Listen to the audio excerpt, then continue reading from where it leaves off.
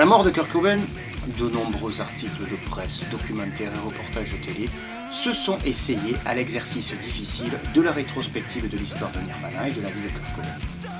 Pas toujours très bien renseigné, quelquefois à la limite du hors-jeu et pour certains dénué de la plus petite once d'éthique, de respect, c'était bien plus souvent de la merde qu'autre chose. Je me souviens d'un reportage en particulier qui était passé à l'époque sur M6. L'émission s'appelait Culture Rock, c'était peu de temps après la mort de Kurt Cobain.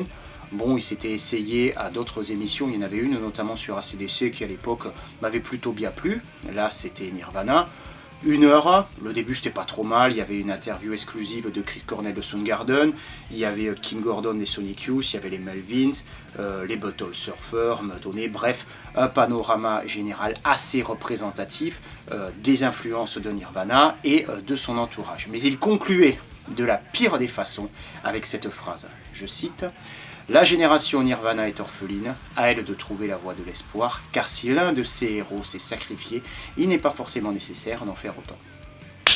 Ultra combo, ou comment niquer en quelques secondes le travail d'1 heure. C'était ce genre de conneries absolument insupportable qu'il a fallu se farder pendant des mois après la mort de Kurt Cobain, des théories foireuses fourguées par des Jean-Michel Scribouillard qui n'avaient qu'un seul objectif, se repaître des derniers bouts de cadavres encore au chaud du groupe. C'était véritablement misérable, et oui messieurs, je vous ai pas oublié.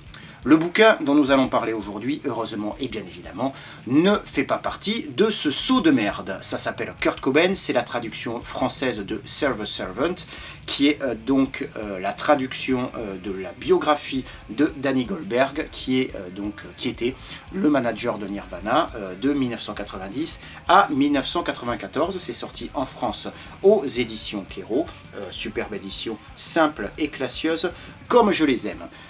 Alors pourquoi ce bouquin en fait est-il plutôt dans le haut du panier de toute la littérature sur Nirvana? Alors avant toute chose, voilà, je vais me référer à Live to Not Sold Out, qui est voilà, le documentaire qui était sorti après la mort de Kurt Cobain, qui avait été à l'origine pensé par lui et qui a été terminé par Dave Grohl et Chris Novoselic. Je vais me référer à Montage of Heck, qui avait été le film à l'initiative de sa fille. Entertain Us, le bouquin voilà, qui est sorti en France aux éditions Retrut. Superbe maison d'édition spécialisée d'ailleurs dans le punk et l'alternatif. On en parlera dans une prochaine émission. Émission, parce que je ne fais pas des éditions. Qu'est-ce qu'il y a après? Plus lourd que le ciel, le bouquin de Palem Candilier, et puis le journal de Kurt Cobain, la traduction de son journal intime qui était sorti en français il y a déjà quelques années. Alors, Danny Goldberg, ce gars, il avait une quarantaine d'années quand il a rencontré Kurt Cobain et Nirvana, donc il aurait pu être le père de Kurt Cobain. Ils étaient très différents dans leur manière de voir la vie, de concevoir les choses et de leur tempérament, mais ils se sont véritablement trouvés, et tout le long du bouquin, on sent une bienveillance, une tendresse, une mélancolie, une nostalgie de ces années-là, et vraiment il y a une bienveillance de la part de Goldberg sur la personnalité et à propos de la personnalité de Kurt Cobain. Alors, il avait déjà roulé sa bosse dans le music business quand il a rencontré Nirvana, il avait été attaché de presse avec Led Zepp, et il travaillait avec Sonic Youth. L'intelligence qu'il a eue, outre le fait de sentir le potentiel de Nirvana avant tout le monde, c'est de se tenir un petit peu, d'embrasser cette culture alternative qu'il ne connaissait pas trop bien avec humilité, et de garder en tête qu'il restait au service du groupe, qu'il était employé par le groupe, qu'il était là pour écouter leurs desiderata. On veut aller dans telle direction, on veut travailler avec tel journaux, on veut accorder des interviews à tel journaux, on veut travailler avec telle maison de disques, etc., etc. Et puis pallier là où il y avait les manques, là où il y avait les failles. Et c'est probablement parce qu'il est resté à sa place et qu'il a su être à l'écoute du groupe et être force de proposition qu'il a pu rester avec eux jusqu'au bout. Alors, qu'est-ce qu'il y a de si intéressant dans ce bouquin? Ça met en parallèle avec l'histoire chronologique de Nirvana le côté musical et le côté business. Alors quand on connaît un petit peu Nirvana, on sait que Kurt Cobain, il était très méticuleux dans sa façon de concevoir sa musique. Elle était en apparence Elle reste de toute façon assez simpliste dans l'exécution des riffs et dans les riffs, mais il était très précautionneux dans la composition, dans le choix des producteurs, la manière dont il voulait que ses disques sonnent. C'est lui qui écrivait les storyboards, il pensait les clips, il écrivait les storyboards, il savait avec quel réalisateur il voulait travailler, il savait quelle image il voulait renvoyer. Quand il apparaissait, quand il a fait Bangers Ball par exemple, quand il apparaissait dans une émission grand public, il faisait toujours gaffe aux t-shirts qu'il portait. C'était souvent voilà, des groupes qui n'étaient pas trop connus, des groupes underground qui voulaient mettre en avant. C'était quelqu'un voilà, qui connaissait, qui avait vraiment, qui savait que l'image c'était important et qui savait l'impact que ça pouvait donner de se vêtir d'une telle manière et de dire telle chose. Et ça déjà, ça change un petit peu de l'image d'Épinal qu'on avait de Kurt Cobain, vraiment glandeur, héroïnomane, et pas du tout concerné par les affaires, par le business. Et il y avait les premiers indices dans Live to Not Sold Out. À un moment, ils interviewent, il y a le trio, donc il y a Cobain, Grohl et Novoselic, et ils parlent du business. Et Novoselic qui dit ouais, ça fait des nœuds dans ma tête, j'aime pas ça. Grohl il dit il vaut mieux rester éloigné de tout ça et se consacrer au domaine artistique. Et Kurt Cobain il conclut, et apparemment dans Nirvana c'était toujours lui qui concluait, il disait il faut quand même rester attentif parce qu'il ne s'agit pas de se faire avoir. Et on voit donc à travers voilà, l'histoire de Danny Goldberg, l'histoire racontée par Danny Goldberg, qu'il était très attentif à tout ça, qu'il ne voulait pas se faire avoir et qu'il ne voulait pas qu'on prenne les décisions à sa place. Au niveau des interviews par exemple, il savait qu'il avait envie de travailler, avait fait les yeux fermés avec des magazines, fait des fanzines comme Maximum Rock'n'Roll ou des fanzines comme ça, qui savaient ouvert à la culture alternative, qui savaient pas machiste, progressiste, et les autres magazines qui étaient plus adeptes de ce qu'il appelait le cock rock, qui avaient un petit peu voilà, des modes de fonctionnement et de pensée qui lui convenaient pas, ben, il se tenait plutôt à l'écart de cela. Et s'il sentait qu'il y avait un magazine qui était un peu entre les deux, qui avait moyen de ramener une partie du public, ben, il le faisait. Et notamment, il y a une anecdote que je connaissais pas.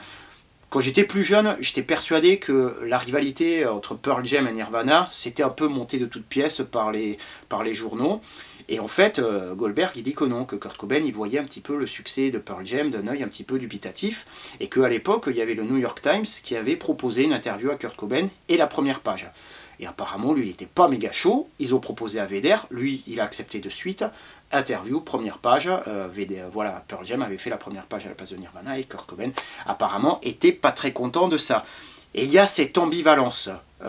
Les deux pieds dans l'underground, dans le punk rock, dans la culture alternative, mais aussi avec l'envie de porter sa musique, de porter son groupe le plus loin possible. Et cette ambivalence qu'il avait par rapport à son succès, par rapport à ce qu'il voulait que devienne son groupe, ben c'est très intéressant à lire, tout simplement parce que on est dans une période où tout est tout noir ou tout est tout blanc, ou t'es un gros con, ou t'es un génie, et que quand tu tombes un peu sur un bouquin où il y a des nuances, qui te dit à des moments, ben, l'homme, il prend pas que des décisions qui sont sensées, il est contradictoire à certains moments, il dit des choses qu'il peut regretter, qu'il pense à certains moments, mais qu'il regrette. Donc voilà, tout un petit peu ces nuances de gris, ben, je trouve que c'est extrêmement intéressant à lire, et ça amène de la profondeur à Kurt Cobain, très éloigné de ce que je disais au départ, parce que moi j'étais, quand Kurt Cobain est mort, j'étais encore au collège, et j'écoutais évidemment, voilà, un petit peu, c'est générationnel, j'écoutais Nirvana, j'écoutais du métal, mais j'écoutais Nirvana, et j'adorais Nirvana, et j'ai jamais cru une seule seconde, les journaux qui, parce que ça existait, des journaux qui mettaient oui, il s'est tué parce qu'il s'est éloigné de son public, c'est le succès qui l'a tué, il a voulu rester fidèle à ses racines, la pureté, mais des conneries, mais monumentales, et on n'y croyait pas du tout. On se disait cette idée du sacrifice, comme ce que disaient l'émission au début, cette idée du sacrifice, c'est complètement con. Et quand on lit voilà, le bouquin de Goldberg, on voit qu'effectivement, voilà, ben, Kurt Cobain, il a eu voilà, le divorce de ses parents, ça l'a beaucoup marqué. On ne peut pas vraiment dire qu'il a eu une adolescence heureuse, que même dans la période de l'ascension de Nirvana, où il était probablement le plus heureux dans sa vie, il avait des moments de grosse déprime, où il était très down, où il avait besoin de se retirer, d'être un petit peu, d'essayer de se reprendre, de se retrouver, pour revenir après un petit peu mieux, un petit peu plus fort. Et quand vous ajoutez voilà, à ce tempérament un petit peu borderline, ben, de l'héroïne, le fait d'être épié, tout ça, ben, ça peut expliquer ce qui l'a entraîné véritablement au fond du seau, et c'est très différent de voir un petit peu, de compiler les faits, un petit peu ce qui a pu jouer dans la vie d'un homme et à des moments lui faire du mal, que se permettre de dire c'est probablement ça, enfin il disait pas probablement d'ailleurs, il disait c'est ça qui l'a tué à cause de ça, ça et ça. Et c'est pour ça que je parle d'indécence et de manque d'éthique, ils en savaient absolument rien, et en plus, ils se permettaient voilà, de poser des hypothèses foireuses. C'est pas du tout le cas dans ce bouquin. Je vous dis, il y a une vraie bienveillance. C'est assez partial parce que Goldberg, il a aussi managé Courtney Love. Il avait été un peu critiqué lors de l'oraison funèbre de Kurt Cobain parce que lui, il était passé en dernier. Son discours, c'était du genre « Oui, c'est un ange tombé du ciel qui est resté pur jusqu'au bout.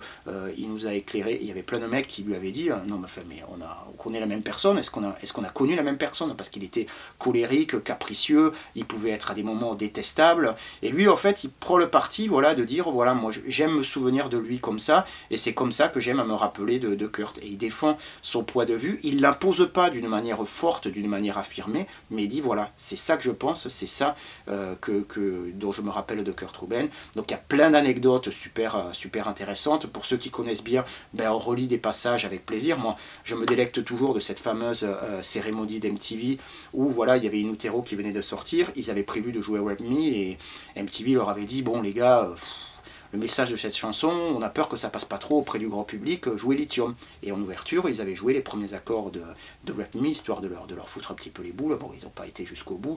Ils ont joué Lithium, et c'est ce fameux passage, vous pouvez le trouver sur YouTube, où Novoselic qui jette sa basse, il a prend pleine gueule à la fin.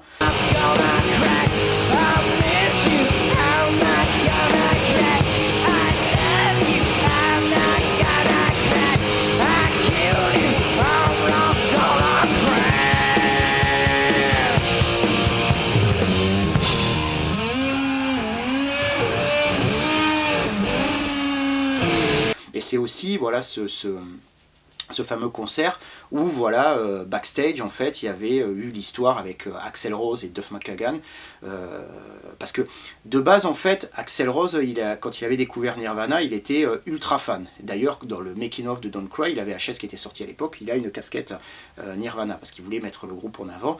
Il pensait bêtement que Nirvana voilà, allait le remercier et l'apprécier pour ça. Et il a été extrêmement déçu parce que la première fois où il a vu le groupe en concert, comme ils étaient sur la même maison de disques à l'époque sur Geffen, il avait voulu rencontrer Kurt Cobain. Et Kurt Cobain avait dit à son manager « Non, hors de question que je rencontre ce type, démerde-toi, mais je ne veux pas le rencontrer. » Donc il s'était barré. Le manager Goldberg, où il avait dit « Bon, Axel, attends-nous là. » Ils se changent et ils arrivent. Puis finalement, il a dit « Ah, ben finalement, ils sont partis. » Et Rose, évidemment, Axl Rose, il n'était pas tombé de la dernière pluie. Il s'est dit « Non, l'autre, il ne veut pas me voir. » Et après, dans la presse, Kurt Cobain avait dit, parce qu'il voulait lui faire la proposition de la tournée Guns N' Roses Metallica avec Nirvana en première partie. Voilà, Cobain et Nirvana, ils avaient refusé en bloc en disant qu'ils ne voulaient pas être associés à Guns N' Roses. Il avait eu des mots assez durs. Probablement assez juste d'ailleurs en disant que voilà, c'était un groupe quand même complètement machiste, par certains aspects réactionnaires, voire un peu raciste à la période de One in a Million. Donc du coup, voilà, Axl Rose, voilà, il espérait voilà, que le groupe l'aimerait bien, et en fait il s'apercevait que ces mecs, il ne l'avait jamais rencontrés, qu'ils le détestaient. Et quand il les avait vus backstage au MTV, à cette cérémonie, en fait, il était passé avec sa copine de l'époque, là, ou sa femme, je sais plus, Stéphanie Seymour, et en fait, Courtney Love, comme c'est quelqu'un qui avait pas sa langue de sa poche, elle avait interpellé « Hey, Axel, tu veux pas être le parrain de notre fille ?» Et apparemment, l'autre, il avait débloqué complet, il était arrivé, il avait dit à Cobain « Dis à ta pétasse de fermer sa gueule, sinon je te démonte. » Et donc, ça avait commencé à partir un petit peu. Bon, Cobain n'était pas vraiment bagarreur, contrairement à Axl Rose, donc il avait fait un peu profil bas, d'autant qu'il c'est vrai qu'il avait son bébé apparemment dans les bras, donc on peut comprendre qu'il avait fait un peu profil bas. Et après, Duff McKagan, apparemment, il avait été secoué. Alors après, ils étaient partis se réfugier voilà, dans leur caravane. Enfin, Cobain, Courtney Love et Novoselic, et apparemment Duff McKagan, avec des gros bras, des guns, ils avaient commencé à secouer la caravane comme des gros cons. Et apparemment, Duff voulait se battre avec... en tout cas, c'est ce que dit Chris Novoselic dans Left to Not Sold Out. Il voulait se battre avec lui. Alors je sais pas qu'est-ce qu'il venait foutre là et pourquoi il voulait se battre avec Novoselic. Peut-être parce que c'était les deux plus grands, parce que tous les deux apparemment ils font pas loin de 2 mètres, donc peut-être que McKagan il s'est dit bon ben je peux pas m'en prendre à Cobain, donc je vais m'en prendre au plus fort, je sais pas où, au plus grand. Donc fait des histoires comme ça, fait de la mythologie de rock'n'roll où on se dit putain les mecs c'était quand même des cas. L'alcool et la drogue expliquent pas tout. Donc super bouquin, ouais, j'ai un peu digressé, voilà, mais bon, voilà, il y a plein d'anecdotes comme ça, super sympa sur Nirvana et sur Kurt Cobain, donc bouquin qui est fluide, dynamique, qui se lit très très bien, que voilà, moi je me suis vraiment régalé à le lire, donc Kurt Cobain, un bouquin que je vous recommande chaudement.